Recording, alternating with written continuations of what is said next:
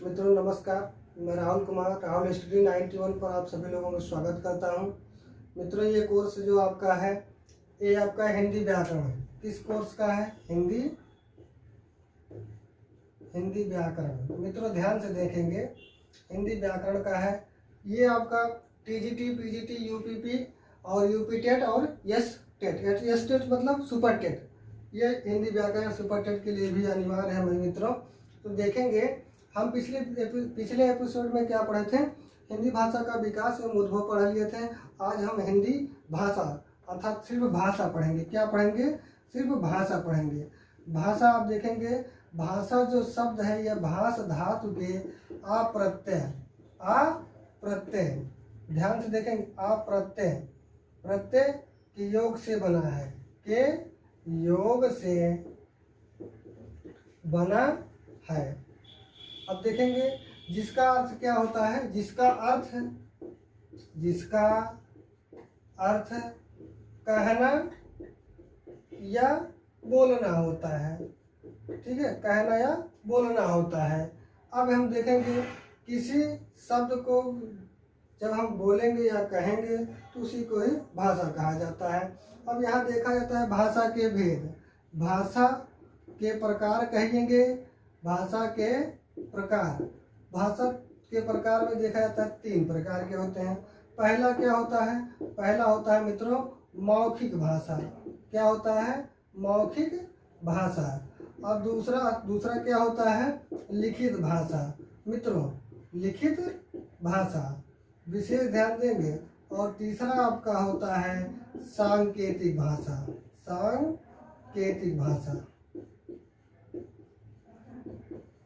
सांकेतिक भाषा।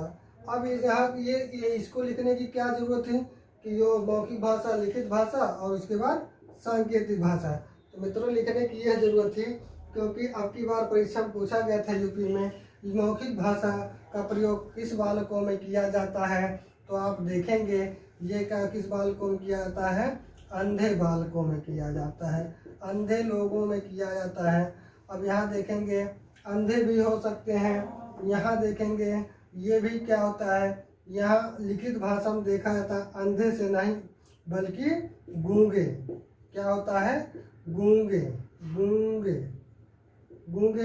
बालकों में किया जाता है। यहाँ जो होता है, यहाँ आप देखेंगे सांकेतिक भाषा में अंधे बालकों की ना करके बल्कि क्या होता है? गूंगे बालकों में। क्या होता है?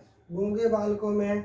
और उसके बाद गूंगे बालकों के बाद एक और बालक आता है आपका बहरा। क्या है?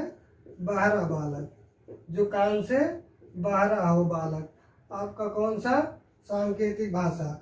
इसी में आपका मौखिक भाषा में आपका इसमें भी आ जाएगा कौन सा? बहरा बालक। यहाँ पे याद रखेंगे बहरा बालक इसमें आएगी। क्यों? मौखिक नहीं, हाँ मौखिक नहीं आएगा मित्रों, क्षम्यता। आप ध्यान देंगे बहरा बालक यहाँ नहीं आएगा बल्कि कहाँ आएगा? लिखित में आएगा। लिखित में भी नहीं रखेंगे क्योंकि वो सुन नहीं पाएगा, बल्कि आप देखेंगे ये दोनों बालक किसमें आते हैं? सांकेतिक भाषा में आते हैं। भाषा 3 प्रकार के होते हैं। भाषा अब आगे बताएंगे हम क्या होता है। लिपि, एक बात विशेष ध्यान देंगे, लिपि किसे कहते हैं? लिपि जो होता है भाषा के बोलने की शैली को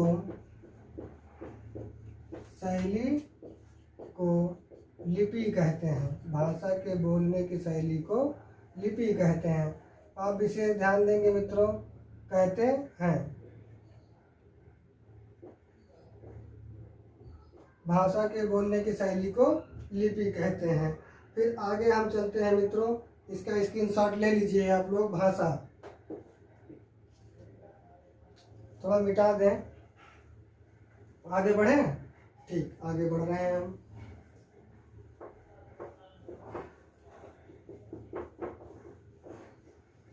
जब इतना हम जानेंगे कि भाषा 3 प्रकार के होते हैं, एक सांकेतिक, एक लिखित, एक मौखिक। भाषा 3 प्रकार के होते हैं, सांकेतिक पहले लिखेंगे मौखिक, दूसरा लिखेंगे आप लोग लिखित, तीसरा है सांकेतिक। और आप जानते हैं मौखिक में कौन से बालक आते हैं, तो आप लोगों को बता दिया गया है।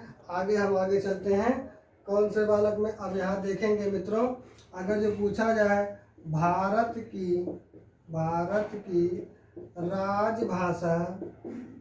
राजभाषा क्या है, तो आप लोग लिखेंगे हिंदी है। भारत की राजभाषा हिंदी है। भारत की राजभाषा हिंदी है। फिर यहाँ क्षमता मित्रों, यहाँ लिखना है भारत की राजभाषा क्या है? हिंदी है। फिर उसके बाद लिखेंगे भारत की, लिखेंगे यहाँ नहीं लिखा जा रहा, भारत की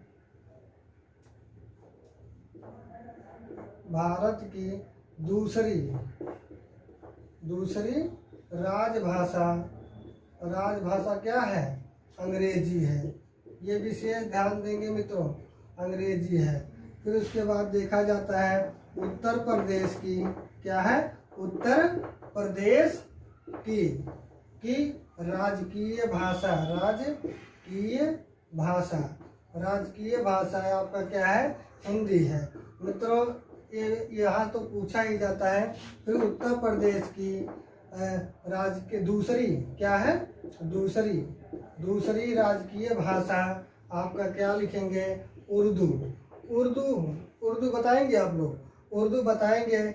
उर्दू को कह दिया जाता है, अगर जो पूछा जाए उर्दू कब अपनाई गई तो उत्तर प्रदेश की राजकीय भाषा, तो आप लोग लिखेंगे 1989 में ईस्वी में। ठीक, 1989 ईस्वी में वो आप लोगों को ये अपनाई गई उर्दू के राजकीय भाषा। फिर उसके बाद देखा गया, क्या देखा गया? यचसी मतलब हाई कोर्ट। उसके बाद देखेंगे एससी मतलब सुप्रीम कोर्ट की राजकीय राजभाषा कहिए या राजकीय भाषा। यहाँ बताएंगे आप लोग, क्या बताएंगे? हिंदी ना बता करके बल्कि अंग्रेजी बताने का कार्य करेंगे। वहाँ परीक्षा हाल में इसी प्रकार से प्रश्न बनाएगा। फिर उसके बाद देखा जाता है कि आप लोग कभी कभी प्रश्न उठता है कि हिंदी दिवस मनाया जाता है 14 सितंबर। कौन सा? 14 सितंबर को हिंदी दिवस मनाया जाता है। फिर उसके बाद आगे आते हैं, पूछा जाता है विश्व हिंदी दिवस क्या बताया जाता है? विश्व हिंदी दिवस पूछ लिया जाए कब मनाया जाता है, तो यह 10 जनवरी को मनाया जाता है। अब यहाँ देखना है 14 सितंबर को, यहाँ तो अब हिंदी दिवस मना रहे हैं, तो यह क्यों मनाया जाता है? तो इसको आगे अगले एपिसोड में बताया जाएगा कि 14 सितंबर 1949 को हमारा भारतीय संविधान लागू हुआ, जो आपके 8वें अनुसूची और भाग 14 में मूल संविधान के भाग 14 के काम में रखा गया था हिंदी को राजकीय भाषा के रूप में, लेकिन वह 14 के का को हटा करके 17 में रख दिया गया।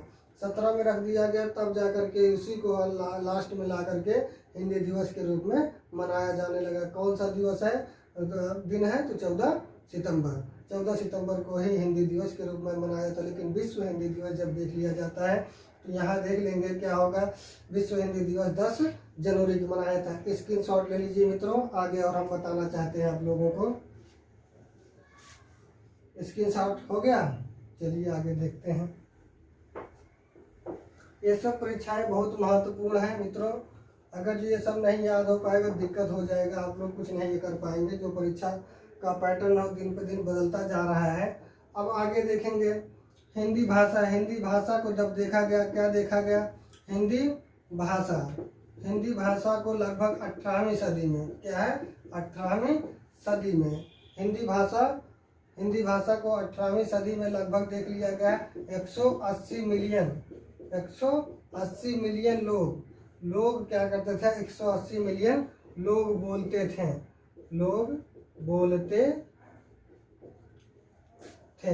180 मिलियन लोग बोलते थे। अगर देखा जाए 1 मिलियन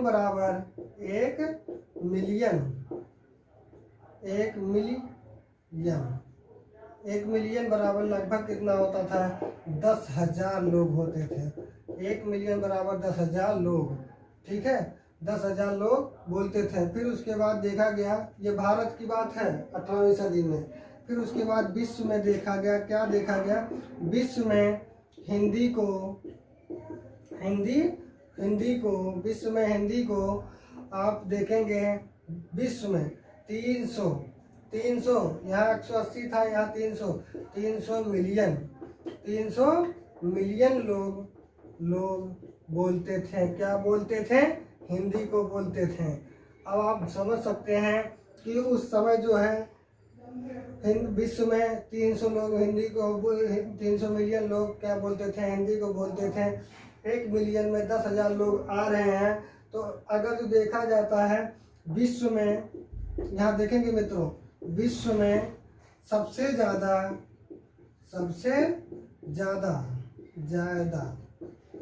हिंदी किस देश में बोला जाता था? हिंदी किस देश में बोला जाता था? तो पहला है मॉरीशस।